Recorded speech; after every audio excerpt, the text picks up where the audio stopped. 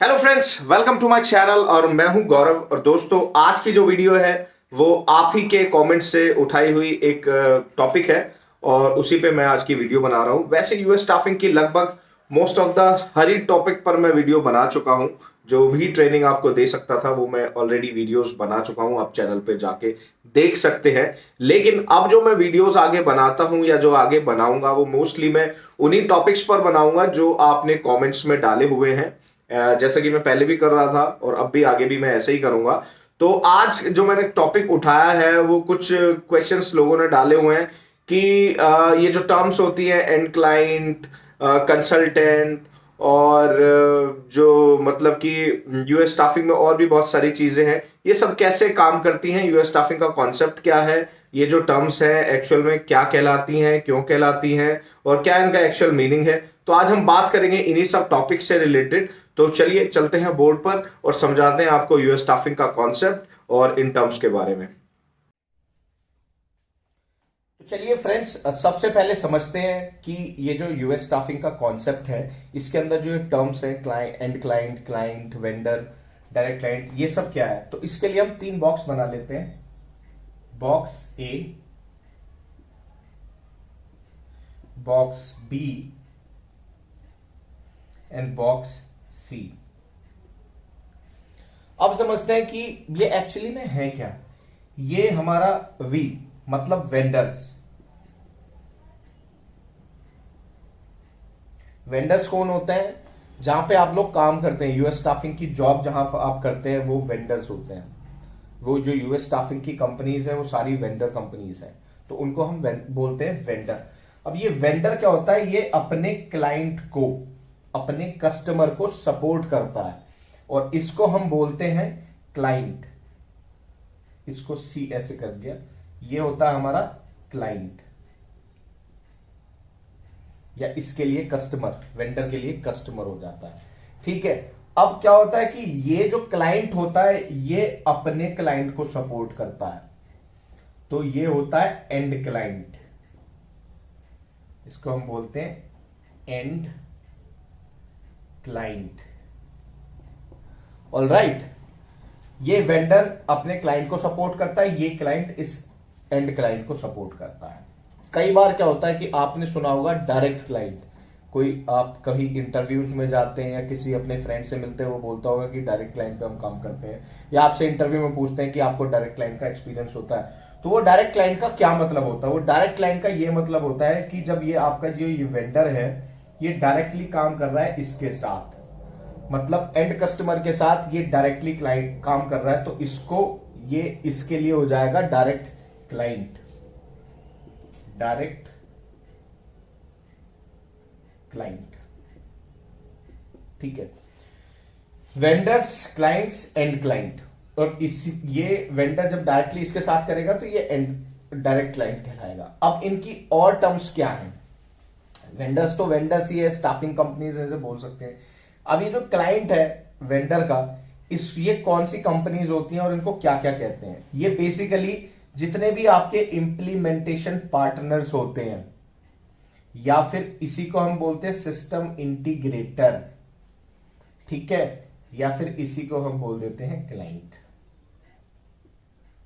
अब मतलब क्या है इस बात का? इंप्लीमेंटेशन पार्टनर, सिस्टम इंटीग्रेटर का मतलब यह है कि ये वो कंपनीज हैं जो कंसल्टेंसीज होती हैं, जो किसी अपने कस्टमर के लिए प्रोजेक्ट को इंप्लीमेंट करेंगी, इंटीग्रेट करेंगी। ये वो कंपनीज होती हैं। ये कौन सी कंपनीज होती हैं? जैसे आपने नाम सुना होगा बहुत सारी कंपनीज का, लेकिन कभी इनके प्रोजेक्ट्स नहीं देखे होंगे।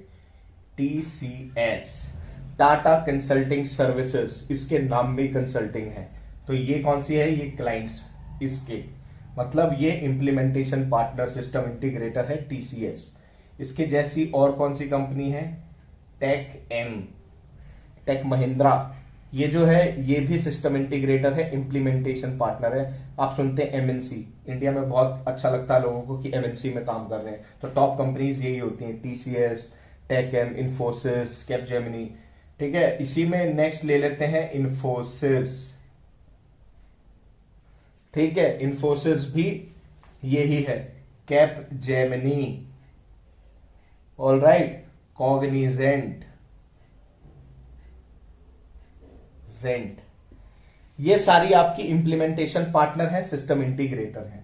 अब ये कंपनीज क्या करती हैं, ये अपनी सर्विस प्रोवाइड करती है, इनको सर्विस बेस्ड कंपनीज भी बोलते हैं, ठीक है। एक ये टर्म भी है, सर्विस बेस्ड और प्रोडक्ट बेस्ड। इन सारी कंपनीज को सर्विस बेस्ड कंपनीज बोलते हैं। ये कंपनी अपनी सर्विस प्रोडक्ट बेस्ड कंपनीज को देती है। प्रोडक्ट बेस्ड कंपनी ये होती है जिसे हम एंड क्लाइंट बोलते हैं, एंड कस्टमर बोलते हैं, या फिर कस्टमर बोलते हैं, और इसके लिए ये डायरेक्ट क्लाइंट भी होता है। ये कौन सी कंपनीज होती हैं, ये वो कंपनीज होती हैं जिनका मार्केट में प्रोडक्ट है। आपने इन कंपनीज के प्रोडक्ट्स आपने मार्केट में नहीं देखे होंगे, किसी भी प्रोडक्ट पे नहीं लिखा होता है कि टीसीएस, नहीं लिखा होता।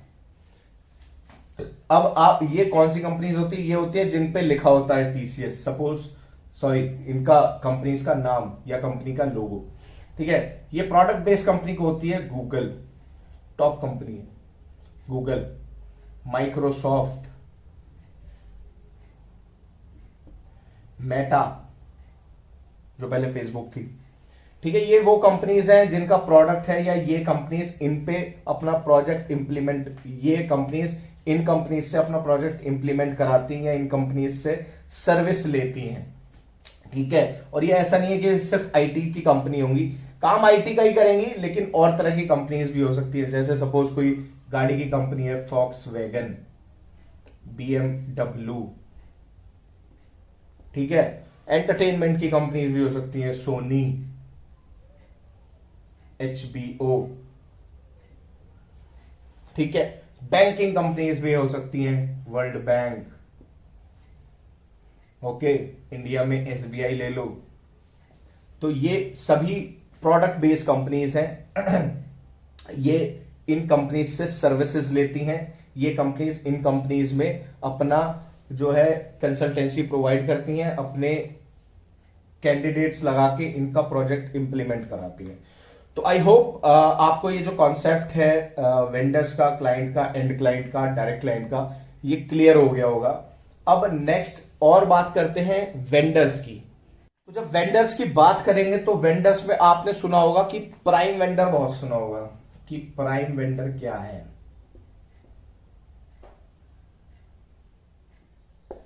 प्राइम वेंडर क्या होते हैं,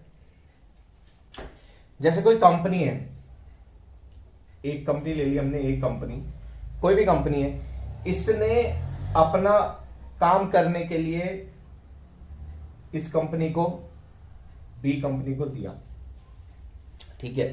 क्या है कि इसके पास कोई काम आया तो ये सबसे पहले इस कंपनी को देगी, और अगर ये कंपनी काम नहीं कर पाती है, या ये कंपनी नीचे किसी कंपनीज को बांट देती है, ये होते हैं दूसरे वेंडर्स, ठीक है।